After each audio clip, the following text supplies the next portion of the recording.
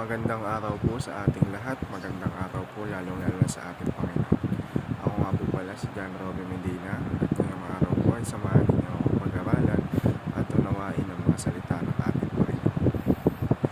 At bago po tayo magsimula, nais ko lamang po kayong welcome sa ating daily devotion. Naway ang ating mga napag-aaralan at nauunawa ang mga salita ng Diyos ay ating naisa sa buhay at nagagawa natin sa ating pang-araw-araw ng buhay. At ang title po ng ating devotion ngayong araw ay Vision Gives Us a Strong Reason to Live. At ang paksa po natin ngayong araw ay mula sa Psalm chapter 118 verse 7. Sinasabi dito, I will not die but live and will proclaim what the Lord has done. O sa Tagalog naman po, hindi ako mamamatay kundi mabubuhay at ang mga gawa ng Panginoon ay isasalaysay. Mapunta naman po tayo sa ating katuruan ngayong araw. Unang-una, vision gives us the will to live. Kalawa, vision helps us value health. Sa ikatlo, vision is meant to honor the Lord.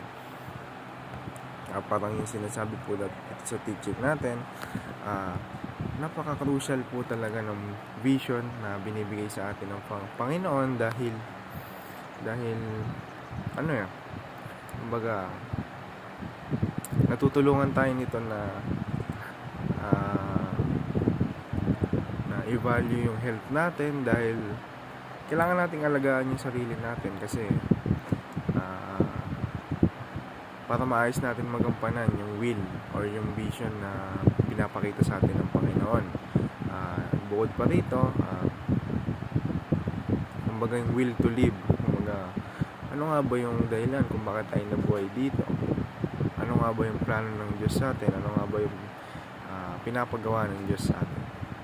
At para naman po sa ating application, unang-una, discover your whys. Yun nga, yung plan ng Panginoon sa atin, kung bakit niya inaalaw yung mga bagay na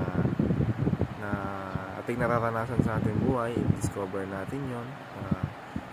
Marahil isa yun sa mga vision niya para sa atin. At sa ikalawa, invest in your health. Yun nga, alagaan natin yung kalusugan natin dahil para mas lalo pa natin mapaglingkuran ng ating Panginoon.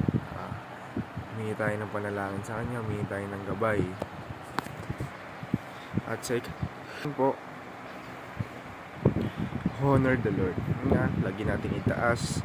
Kumbaga, lagi natin papurihan yung ating Panginoon na siya ang laging maitaas. At para na sa ating prayer, Dear Lord, thank you for the gift of vision and purpose of in my life. Help me to discover my deeper whys so that I can live each day with meaning and direction. Teach me to care for my health as a way of honoring you, knowing that my body is a temple of your spirit. Please guide me to invest in what truly matters and to always use my life for the vision you have given me. All for your glory, may I never lose sight of your purpose for me and may live in a way that brings honor to you. I pray this